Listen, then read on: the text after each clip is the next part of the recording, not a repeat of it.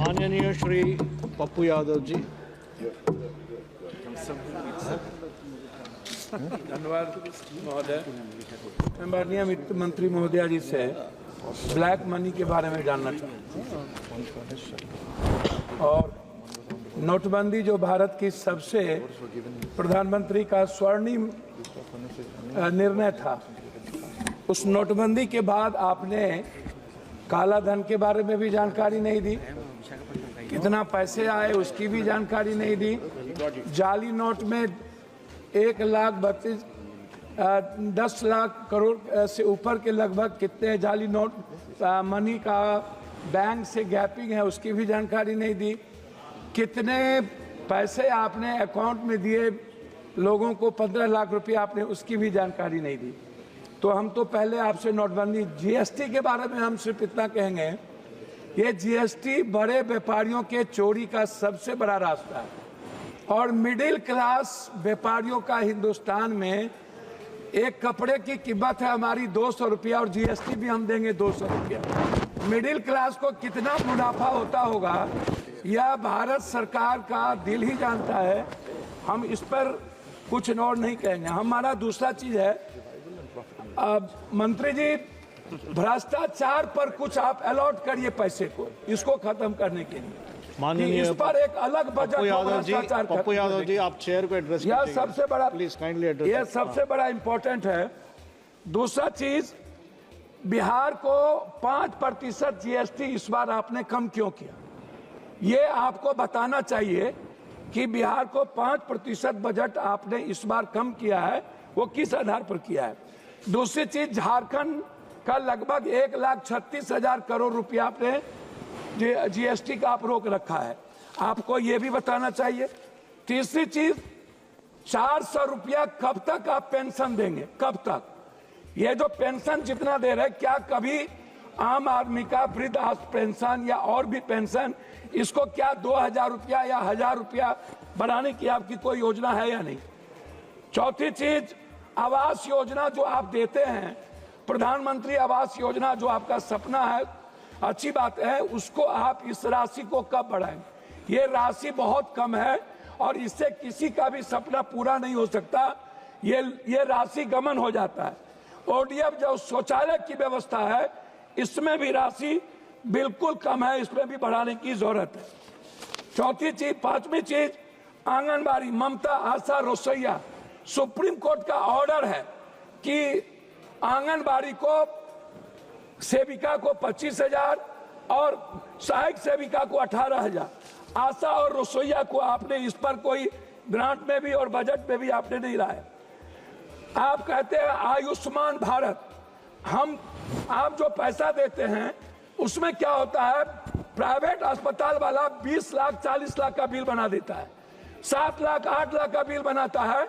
आप सोचिएगा middle class और गरीबी रेखा क्या आयुष्मान भारत में आप ऐसा करिए मंत्री महोदया जी, अल्ट्रासाउंड, सीटी स्कैन, एमआरआई जांच और दवाई को आप फ्री कर दीजिए, आप मत दीजिए आयुष्मान, कृपया इतना चेयर को एड्रेस कीजिएगा, इतना चीज फ्री कर दीजिए। चौथी, सभापति महोदय थैंक यू, 2 लाख करोड़ रुपया हम पर बिहार में कर्ज है, 2 लाख करोड़ रुपया, और बिहार सरकार आज नहीं, चाहे जिसकी भी सरकार हो, वर्तमान हो कोई भी हो, उन्होंने और हमारे प्रधानमंत्री गांधी मैदान में विशेष राज के दर्जा की बात की थी। लेकिन जब हम लोग अटल जी के समय, हम लोग नीतीश जी और भी सभी साथियों के नेतृत्व में मिले थे, तो हम लोग विशेष पैकेज का एक बड़ा रूल दिया था।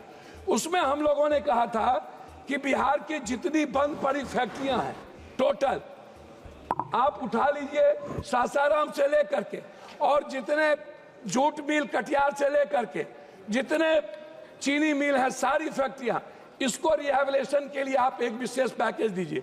उसको भी आपने नहीं किया। हमारी लगभग फैक्ट्रियां बंद हो गई।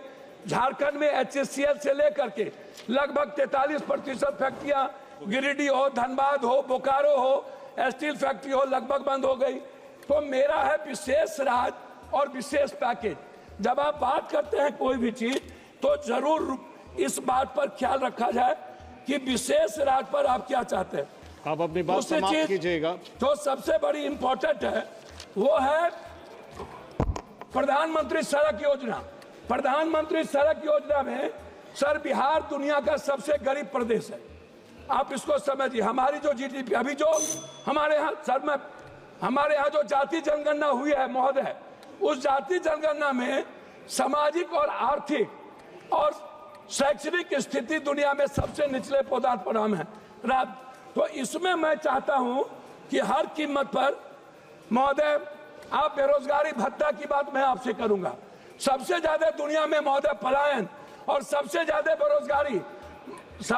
बेरोजगारी बिहार की है और निरक्षरता भी, मतलब एजुकेशन ग्रोथ हमारा सबसे नीचे है। और इसके लिए हम चाहते हैं पेंशन, छात्रवृत्ति, युवा बेरोजगारी कम से कम 5,000 से 6,000 रुपया आप देने का। अब मैं अपने क्षेत्र पर 1 मिनट में बात खत्म करूंगा। अपने क्षेत्र पर महोदय हम अपने क्षेत्र पर बात खत्म करेंगे। मक्का, मखान, मछली और चाय बागान, इस पर हम आपसे आग्रह करेंगे हृदय से कि आप कोसी सीमांचल के रिहैबिलिटेशन के लिए आप कम से कम इस योजना पर कम से कम 5-5 फैक्ट्री मक्का, मखान और चाय पत्ती पर आप देने का कष्ट करें। तीसरी चीज हाई डैम, हमारा सपना है हाई डैम और जो नया भीमनगर बैरेज को रिहैबिलिटेशन के लिए, उसके लिए आपसे मैं बजट का 1 मिनट लास्ट करता हूं। अंतिम 2 बात है अध्यक्ष जी। पहली बात है पर्यटन। बिहार के निर्माण में पर्यटन का सबसे बड़ा भूमिका है और बिहार के निर्माण में 2 भाग है, एक है बाढ़, एक है सुखाड़। सर लास्ट कर रहा हूं सर। उसमें जब 2 भाग है, उसमें क्या है कि सर हमारा 3 हिस्सा बाढ़ से प्रभावित है। हम लोग क्या होते हैं, लगभग हमारा पूरी योजना खत्म हो जाती है। उसके लिए रेल योजना पर बहुत धन्यवाद। रेल योजना पर आप माननीय श्री फ्रांसिस जॉर्ज। सर जी फ्रांसिस जॉर्ज आप बोलिएगा। Shall I start, sir? Yes, please. Shall I start? Please start. Sir,